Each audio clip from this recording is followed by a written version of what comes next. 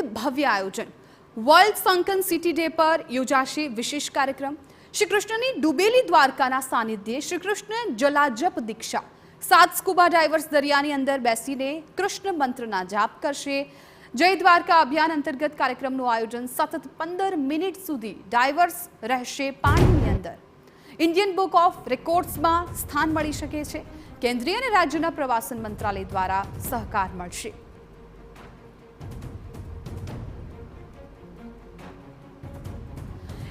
ડિસેમ્બરના રોજ world સંકન city day પર દ્વારકામાં અનોખો જ રેકોર્ડ સર્જવાની શક્યતા। ભગવાન શ્રી કૃષ્ણની ડૂબેલી દ્વારકાના અવશેષો જ્યાં સચવાયેલા છે ત્યાં પહોંચીને 7 સ્કૂબા ડાઇવર્સ લગભગ 15 મિનિટ સુધી શ્રી કૃષ્ણનો જાપ કરશે। તો તે જ સમય દરમિયાન દરિયા કિનારા પર વિવિધ પરંપરાગત નૃત્યોની પ્રસ્તુતિ કરાશે। સાથે જ હવન ઇત્યાદિ કાર્યક્રમો પણ યોજવામાં આવશે। 10 या 15 मिनट वहाँ रुक के वो जलजप दीक्षा वो माला रहता 108 का वो रुद्राक्ष माला वो करके बाद में फिर से रिटर्न आना है।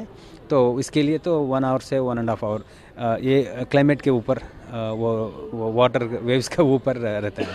એમાં એ સમયે સ્કૂબા ડાઇવર્સ અંદર જશે, તેઓ ત્યાંથી જપમાલા કરશે। એ જ વખતે રવિજીએ કીધું કે સીશોર ઉપર નૃત્યાંગના કૃષ્ણની બધી રીતે એ લોકો નૃત્ય કરશે અને એ જ ટાઈમે તે વખતે હોમા થઈ રહ્યા છે। હોમા થવા માટે સાઉથથી ગુરુજી આવી રહ્યા છે। તે જ રીતે આ 3 ઇવેન્ટ સાથે થઈ રહી છે। T world dive centre Dwarka, Nityagni તેમજ એનજીઓ દ્વારા આ કાર્યક્રમનું આયોજન કરવામાં આવ્યું। તેમાં કેન્દ્ર તેમજ રાજ્યના પ્રવાસન મંત્રાલયનો પણ સહકાર મળશે। ગુજરાતના પ્રવાસન પ્રધાન મુળુભાઈ બેરાનું કહેવું છે કે દ્વારકાના ભવ્ય વારસાને વિશ્વ ફલક સુધી પહોંચાડવામાં આવા આયોજન મદદરૂપ બનતા હોય છે।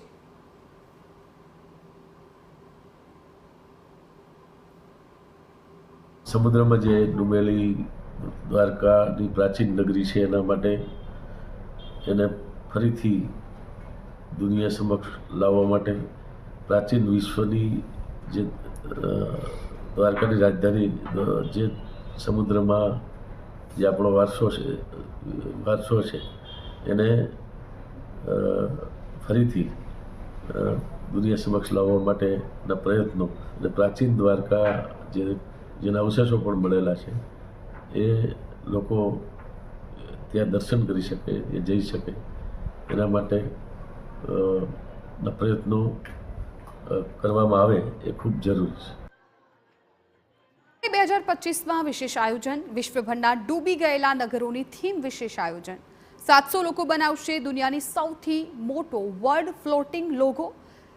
7 સિવિલાઇઝેશનને રજૂ કરતા દરિયામાં બનાવાશે આકૃતિ। અગાઉના ફ્લોટિંગ લોગોને 460 લોકોએ તૈયાર કરી રેકોર્ડ સર્જ્યો હતો।